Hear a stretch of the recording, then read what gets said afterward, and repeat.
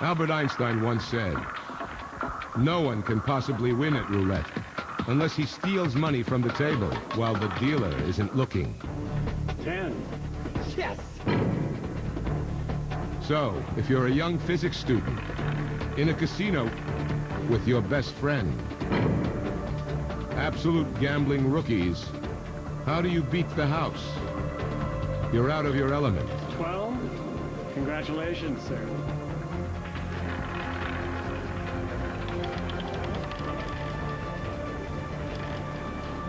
Are you okay?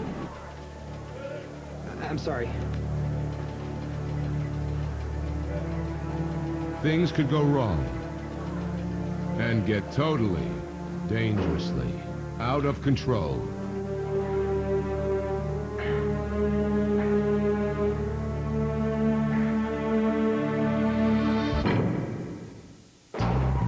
(1975). The war finally comes to an end in Vietnam. The FBI captures heiress on the run, Patty Hearst, in San Francisco. And in Portland, Oregon, a daring plan is being hatched to beat the Las Vegas casinos. For the past several months, Norman Packard, a gifted physics student at Reed College, has become obsessed with the game of roulette. He is haunted by a single question. Could the physical properties of roulette be used to predict the outcome of any given spin?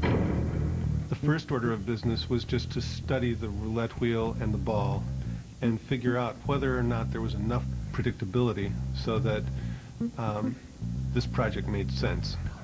Norman knows that to understand the dynamics of a specific roulette wheel, he'll first need to take a measurement of the ball's velocity as it makes its way around the rim. He heads to Las Vegas to gather his first data. It seems all very adventurous to actually go into the casino and see if the thing is going to work. Norman comes up with an ingenious way to track the ball's velocity. As the ball spins around the roulette wheel, he tracks its motion by secretly tapping on a microphone every time it passes a fixed point. As soon as you realize that there is this layer of predictability in the dynamics of the wheel and the ball, then that opens the door to having a possibility to beat the game. By playing back the tape and measuring the time between the clicks, he can track not only the ball's velocity, but how the velocity decreases over the course of the spin. I was interested in the intellectual interest of conquering randomness or understanding exactly what the limits of randomness and predictability were. Norman knows he has hit on something extraordinary. He also knows he has a lot of work to do before he can create a system to seriously beat the casinos. For this, he will need the help of someone with a scientific mind. Someone he can trust. Dawn, you in there? Norman? Doan Farmer is Norman's best friend from childhood and is just starting the graduate program in physics at the University of California at Santa Cruz. I knew Norman from the time we were 8 or 9 years old, and even at that age, I remember Norman coming in with his crystal radio and showing the scout troop his crystal radio. So what, did you miss me? Don't tell me you need money, because I'm really tight with textbooks and, you know, everything else. Forget about school for a second. Think about it, man. Everything we know about roulette is bound by the laws of physics. I have to say, initially, I was pretty skeptical about the whole thing. Yeah, but there's friction and air You resistance. can figure that out.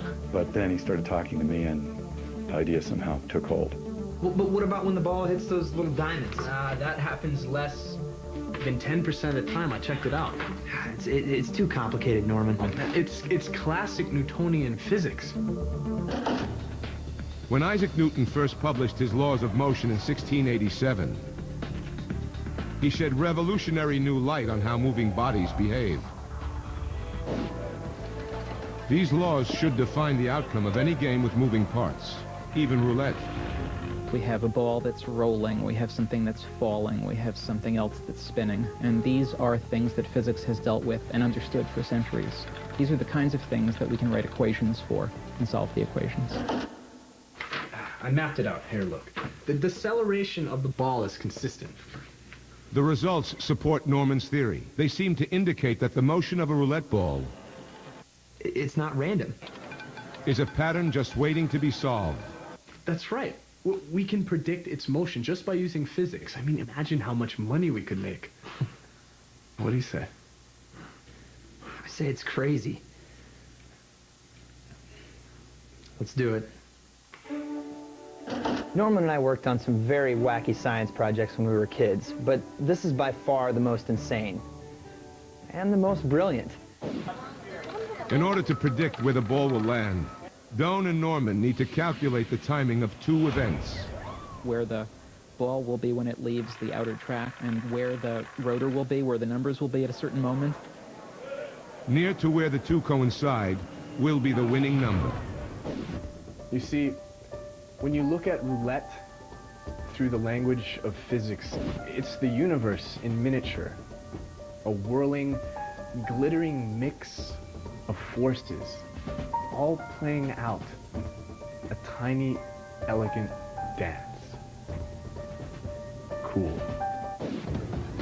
Norman's initial research suggests that by scientifically tracking the ball, they might be able to predict where it'll land. While the prediction won't reveal an actual number, it may be accurate enough to predict the general area on the wheel that may come up. Their target is to be able to narrow their bets to a 1/8 slice of the wheel, an octant containing about 5 numbers. If they could do that, they could increase their odds by an incredible 750% and win a fortune. The dream was that you somehow, through doing some clever scientific thing, make a lot of money and get complete independence from the system. Their dream, to found a utopian scientific community, might just come true if they succeed in creating a physics-based system to beat roulette. The spinning wheel has changed many fortunes from the time it first took Europe by storm in 1765. 35 years later, roulette arrived in New Orleans and gained popularity among American gamblers as a game that requires little skill and immense luck. Before the advent of card counters and in the casino business, the greatest number of books written about how to beat the games were written about roulette. And there have been several major scams related to roulette. The best known of is called pass posting, brought to its height by Richard Marcus, who made millions by deftly switching the bet after the spin of the wheel. Virtually any system designed to win at roulette was based on cheating until Doan and Norman come along. So it's very exciting as a scientist to think, hey, there's something that everybody thinks is completely random, it's an unbeatable game, and yet we think we can actually predict it and make money from that. To beat the game with a physics-based system, Doan and Norman have their work cut out for them. First, they must select a specific wheel to analyze. Then, they must study the action of the ball on that wheel and write a set of equations predicting where it will land. And finally, find a way to make use of those equations inside an actual casino.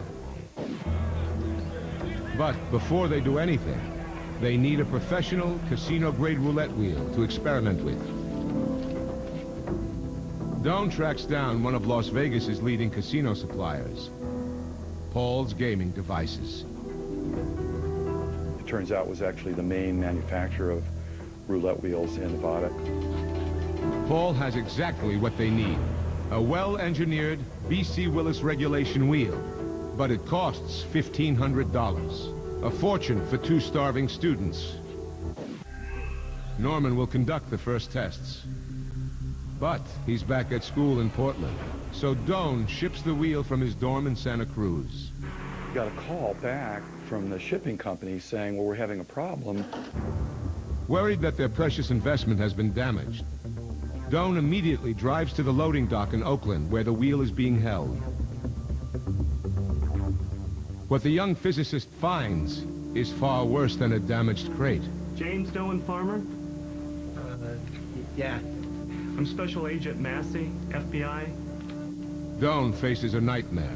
Busted by the FBI before even setting foot in a casino. We have a couple of questions we'd like to ask you. To save the Roulette project from doom, he needs to think fast. Or it's game over.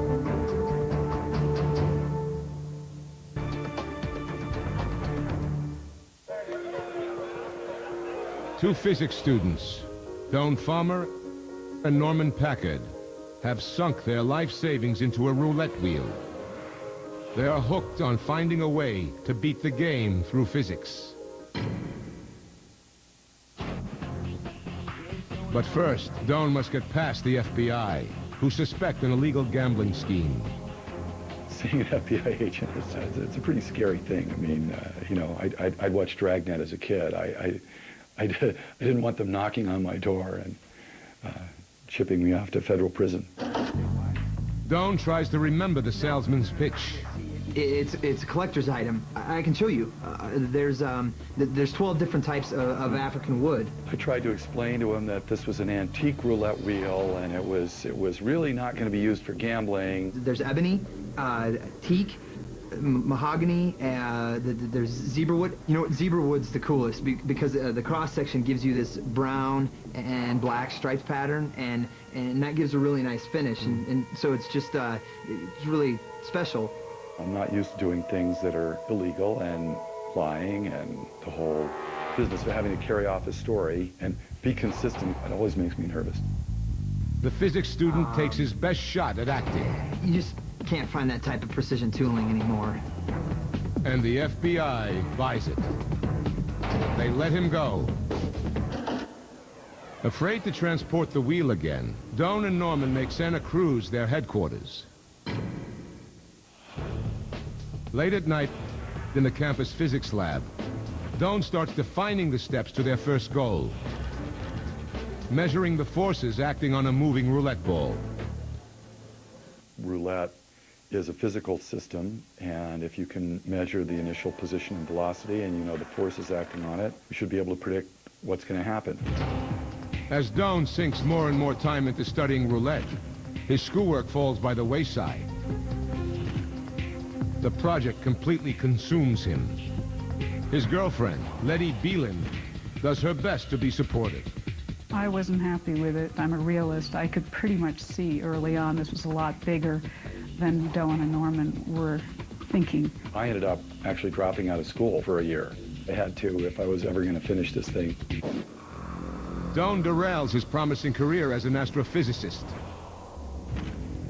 He also must give up his income as a teaching assistant. There was financial pressure. I was very concerned. As soon as Norman graduates from college in Portland, he joins Doan in Santa Cruz.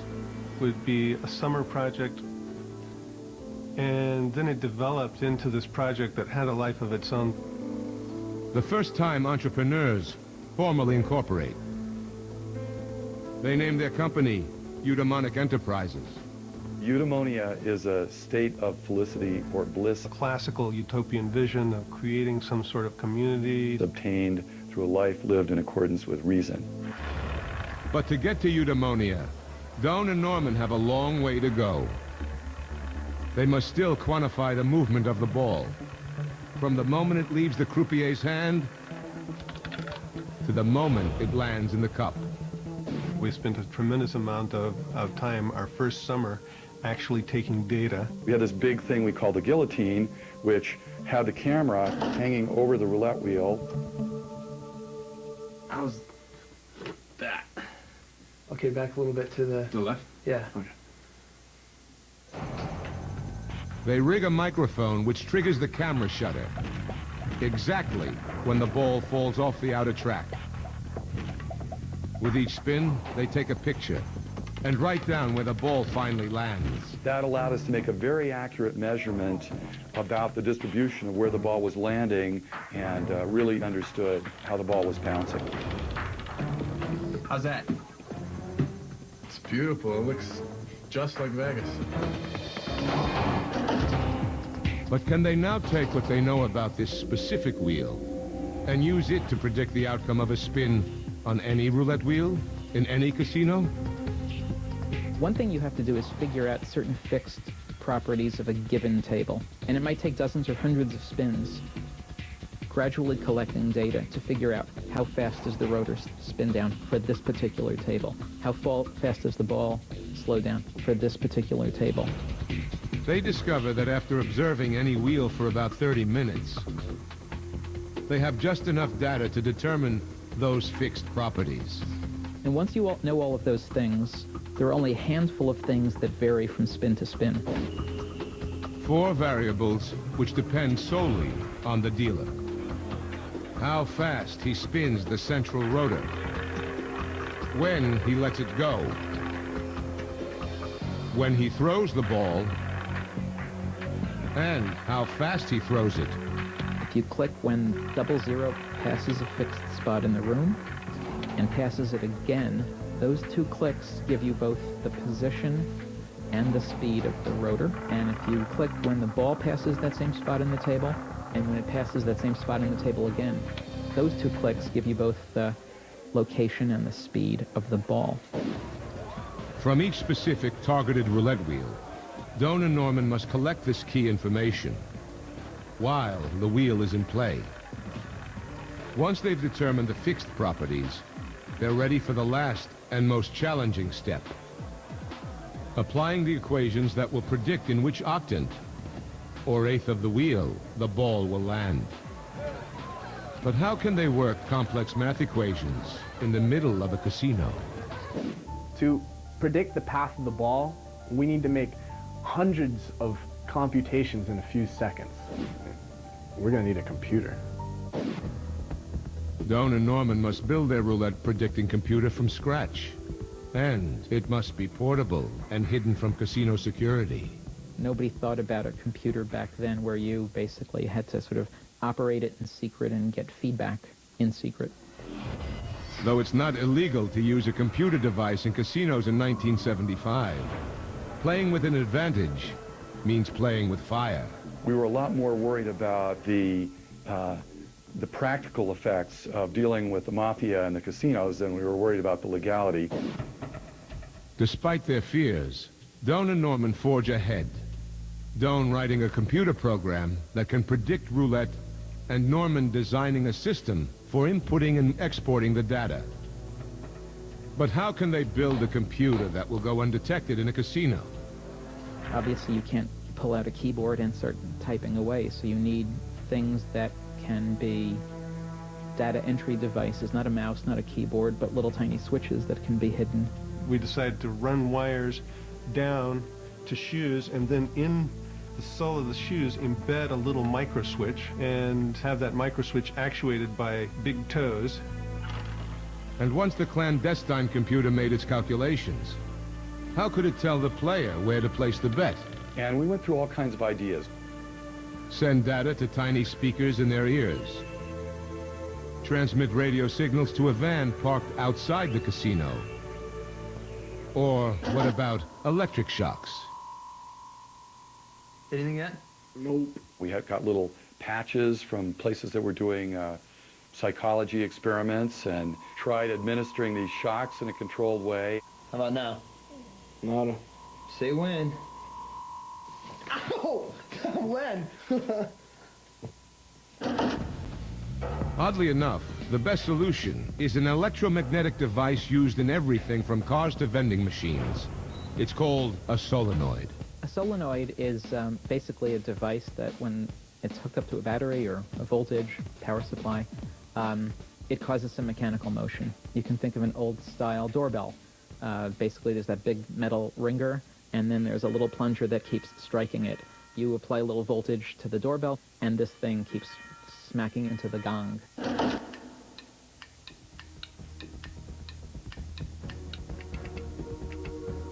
A metal plate mounted with solenoids would relay predictions to the player through distinct thumping patterns against their skin.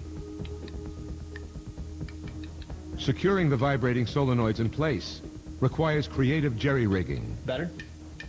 We're in business. This was a shoestring operation. They need material that's inexpensive and durable, yet sensitive enough for the player to feel the thumping motion. We actually used latex, thin latex, the best source for which was condoms at the time.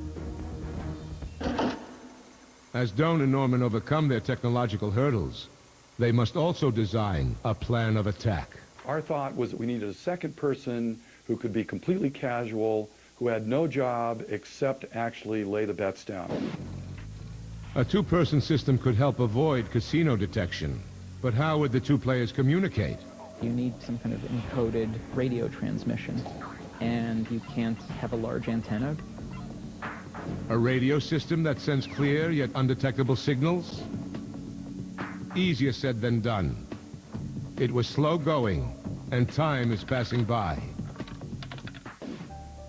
What happened? I mean, did we slip into a wormhole or something? 2 years later and we're still futzing with this thing. Man, I'm so broke. We gotta get to Vegas.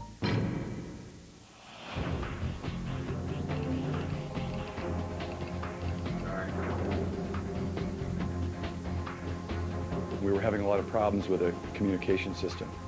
I'm still not getting anything. So in the end, I decided, look, screw it. Skip the radio. We'll hardwire the computer to the solenoids, and I'll wear them both. You're going in alone. Just for a test run. What am I gonna do? Watch my back, and if a pit boss grabs me...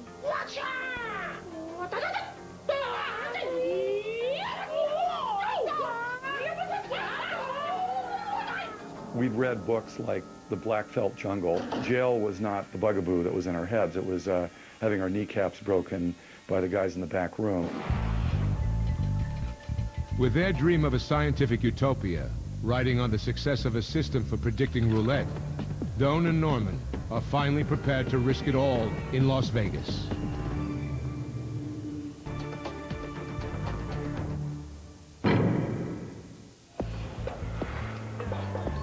Two graduate students, Doan Farmer and his friend Norman Packard, have used their knowledge of physics to invent a method of predicting the winning numbers in roulette. They formed a company, Eudaimonic Enterprises, with a goal of making enough money to create a utopian scientific community.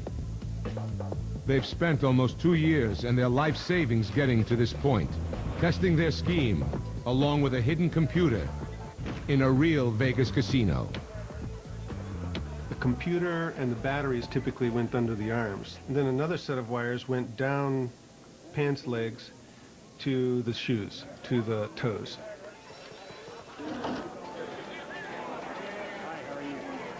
Once he's picked a table, Doan plays low-stakes roulette.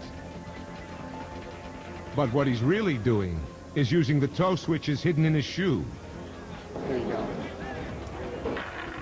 Entering preliminary data about the wheel into the computer he's wearing around his chest.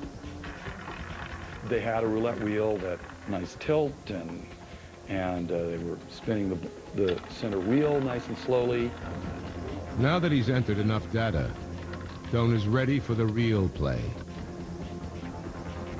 As the croupier spins the ball, Doan has about 15 seconds to make it all happen.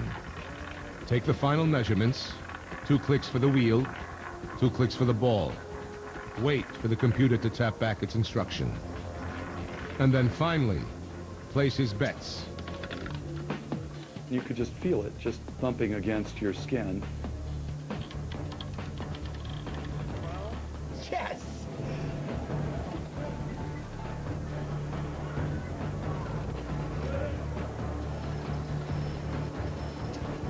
At times, the system encounters statistical fluctuations.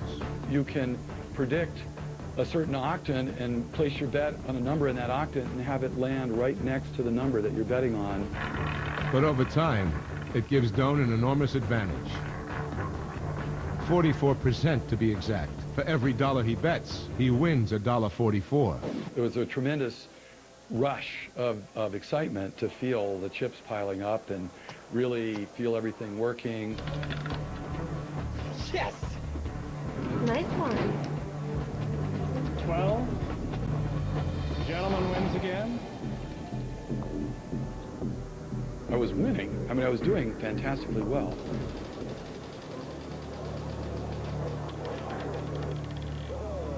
Congratulations, sir. But before long, casino security is on to Doan's repeated wins. And just as the heat turns up, another problem kicks in.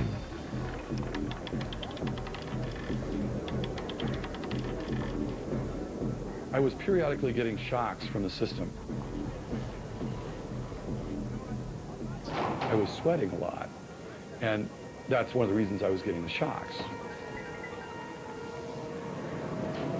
Are you okay? Sorry. I'm sorry.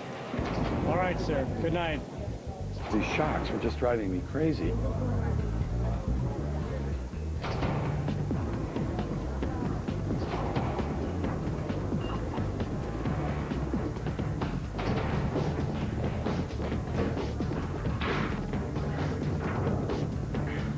I knew that I was in trouble here when the pit boss came in. I had to sit there, of course, making sure I wasn't fiddling with the connectors coming out of my socks, where he could see me under the stall. Doan and the pit boss begin a waiting game. Until... Pit 6, you there? Pit 6, copy. Can you check out a possible counter on BJ-12? I'm on my way. a narrow escape, but for Doan and Norman, it's a tremendous victory.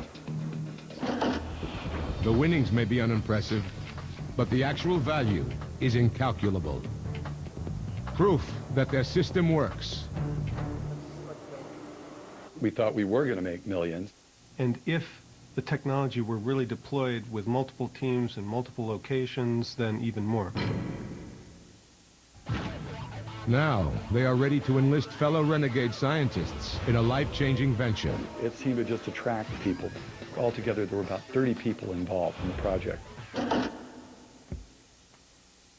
There are 2 players on each team. The data taker and the bettor. The first recruits are the brightest stars on campus, including a classical pianist turned physics student named Ingrid Herman. Dylan was the salesman. He's so enthusiastic. He gives you this weird self-confidence and sense of adventure when you're around him. The whole time he or she is there, they're collecting data on this wheel. The rate of the ball's speed and deceleration, and the rotor's relative speed. Now, once the processor has received enough data to work with from this wheel, it can start to make accurate predictions. That's when the data taker calls in the bettor. So the computer can predict exactly which pocket the ball is going to land in? No. That's why we'll be betting on octants. You see, the computer has shown us the best results at predicting which eighths of the wheel or the octant the ball lands in.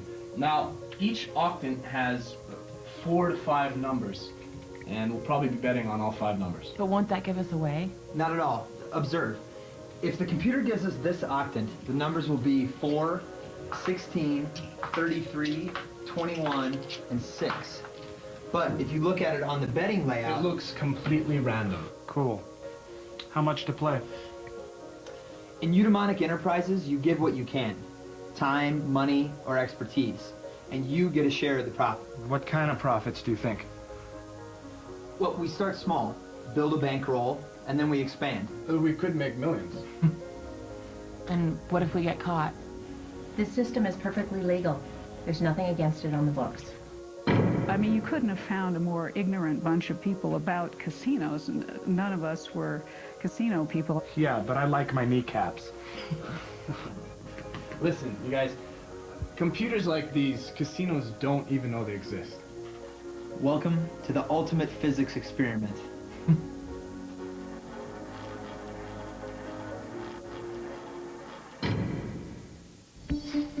Their goal is to strike Las Vegas over summer vacation. I got more copper.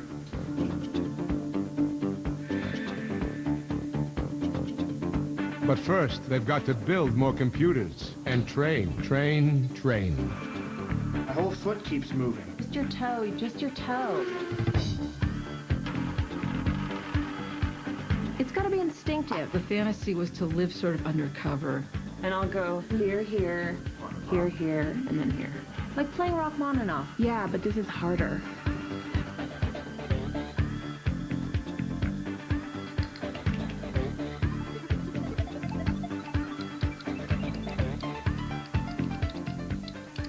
I don't know what that means. All this in between cramming for exams. The way this Roulette project has brought people together, that's the power of science. Not to destroy, to create, to invent, to unite. Together, I truly believe we can accomplish anything. When finals are over, it's time for the Utamans to hit Las Vegas. It was totally outside our society's normal system, and it was going to beat these big, rich, bad guy casinos at their own game right under their nose. The battle is on. Rookie gamblers with a brilliant scheme versus brutal casino security, ready to break anyone with an edge. Ayland. 1978. Doan Farmer and Norman Packard, gifted physics students, have discovered a way to predict the outcome of roulette with physics. And they've trained fellow students to help them cash in on their system. Now it's time for them to launch their attack. Sin City, the neon beast. Terrifying and yet beautiful. And now it's time to bring it down. As we were getting out of the car to go into the casinos, there's always a bit of an adrenaline rush because you're actually going into the battlefield, as it were. You'd all spread out, you know, okay, you take this block and that block, and I'll do the Harrah's and the Silver Nugget. The war against roulette begins quietly. No one suspects these students of having a secret advantage. Nobody was wearing body computers back then.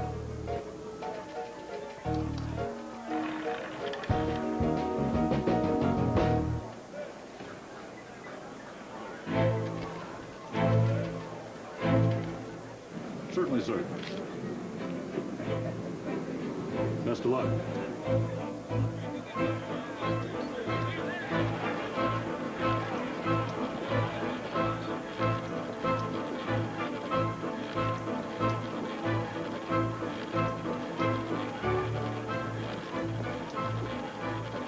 It took quite a lot of attention to operate the computer and make the predictions. You had to be clicking when the rotor is passing a reference point, clicking when the ball is passing a reference point. Doan and Norman assume the role of data taker. As soon as they've gathered enough information for the computer to start making predictions, the team play begins. Ingrid and the others are bettors. If the data taker bet on even, you were supposed to join the game. Is it better? Hi. Hello there. Lovely lady, pretty in pink. Best of luck, ma'am. All right, make me rich. They could make chit-chat with a croupier, appear not to be paying any attention to what was going on with a wheel. Come on, Mama. The bettor's objective is to receive the predictions, lay down the big bets, Oh, so close. and keep cool. The number is 35, black and odd.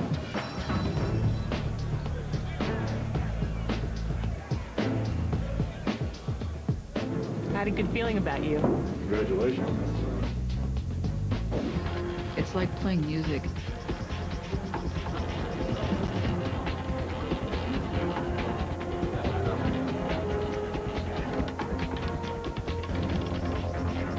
13 black and odds. You could feel things sort of click into place, and I won about $600 in an hour and a half or 2 hours with $1 or $2 bets, and it was such a good feeling. Congratulations, Oh my God! If I told you, my flying. Oh my God, how'd you keep it straight? Oh yeah, let's run out of juice. Yeah, those computers are powerful. To Sir Isaac Newton.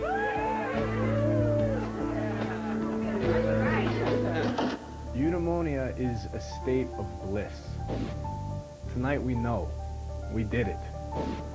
Physics beat roulette. We beat roulette. Doan and Norman's teams begin using their systems in casinos across Las Vegas. You can't beat being in a casino with tons of equipment all over you. It was pretty hard to keep it together, not break out in a grin when I would see her win a lot of money. My fantasy was to be like a Marlene Dietrich who was gambling. But because they are only betting a few dollars at a time, the winnings never go beyond hundreds of dollars in any given session. Certainly really exciting moments. If we'd only been playing at, say, $50 stakes, that would have been $250,000. We were rationalizing to ourselves that it was ethical and moral to go mano a mano against the casinos. That is, if the casinos don't catch on to them first. There's an absolute need to know who the threats are, who's the bad guys, because they become a threat to your business. There's a Robin Hood element to it. We realized at the time that the casinos probably wouldn't take the same attitude and wouldn't want us to be using these kind of techniques. Sure enough, casino security begins to notice their uncanny lucky streaks. Money brings heat. We were actually quite paranoid about being discovered. Money brings attention. There's a lot of holes in the desert that nobody wants to talk about. With the pressure to play long sleepless nights at one roulette table after another, and the constant fear of being discovered, these young students find the project going from glamorous to grueling. And with summer break coming to an end, Norman and Doan must hold the team together or risk losing years of work and their real goal, creating a Shangri-La of science.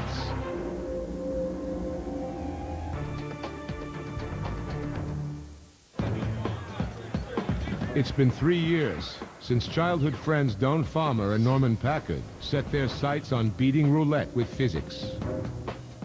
They've tackled tremendous challenges. They've eluded many close calls. Now, they face the greatest obstacle yet, a massive team meltdown.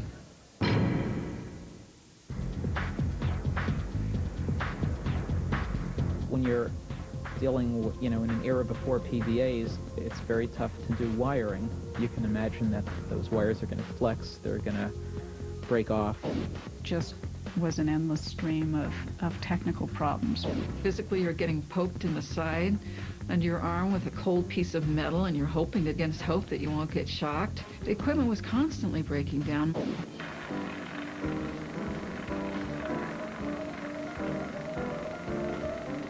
The project turned into such an intense thing that at times it became quite difficult to keep the tension under control. I was frustrated with Doan at that point because he was bombing ahead, and I was constantly feeling like we were right on the edge, and Doan was pushing too fast.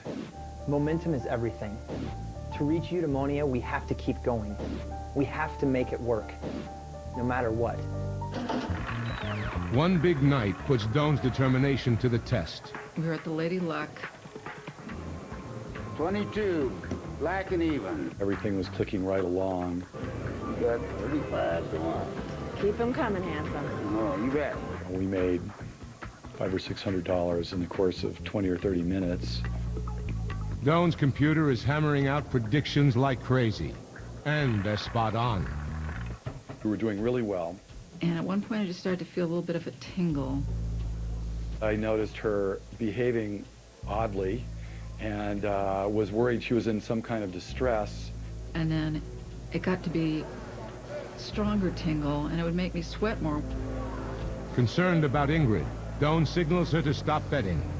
She just wouldn't quit. No more bets.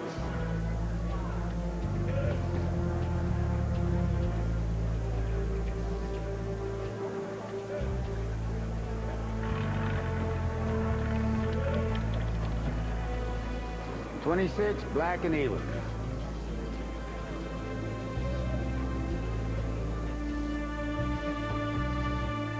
Sensing disaster, Doan cashes out and leaves the table. That's it for me.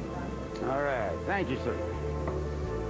With no data taker to feed her the predictions, Ingrid reluctantly ends the game as well.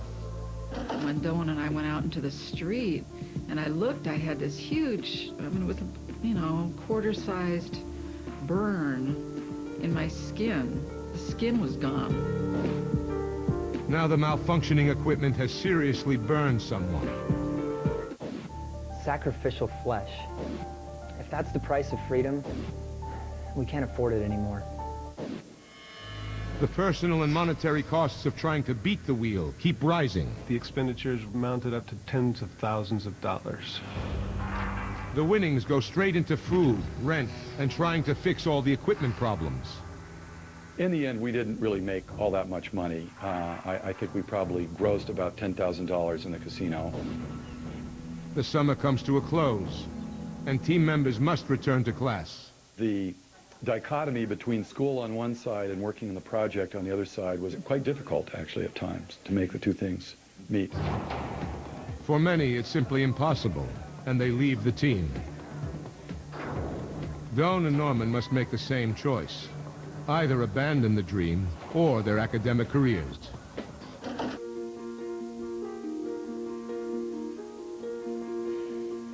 Everything I know is in this.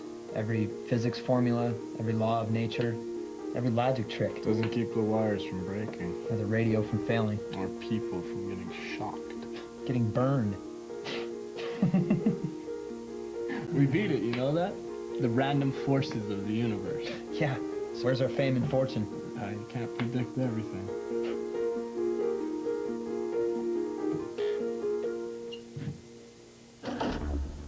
After 3 years devoted to beating Roulette, Doan and Norman agree to do the unthinkable, to disband the team, to let the project go. Although they must give up their dream of creating a retreat for the pursuit of pure science, they proved without a doubt that physics can beat roulette. It did occur to me to do roulette as my dissertation, but wasn't quite clear where that would lead in terms of a career track. If I knew the equipment was working, I would love to do it again. If I knew I could see all those people again, I'd be there in an instant. I think about the project every day of my life, practically. I mean, it was a totally formative experience. Part of the adventure was creating an adventure that was larger than any single individual activity. The idea of eudaimonia is that it's a proper goal of being able to look back at your life and think about your life as something where you did the best you could. Exploring life, challenging the mind, beating the system. For visionary scientists like Doan Farmer and Norman Packard, the quest for adventure is never over.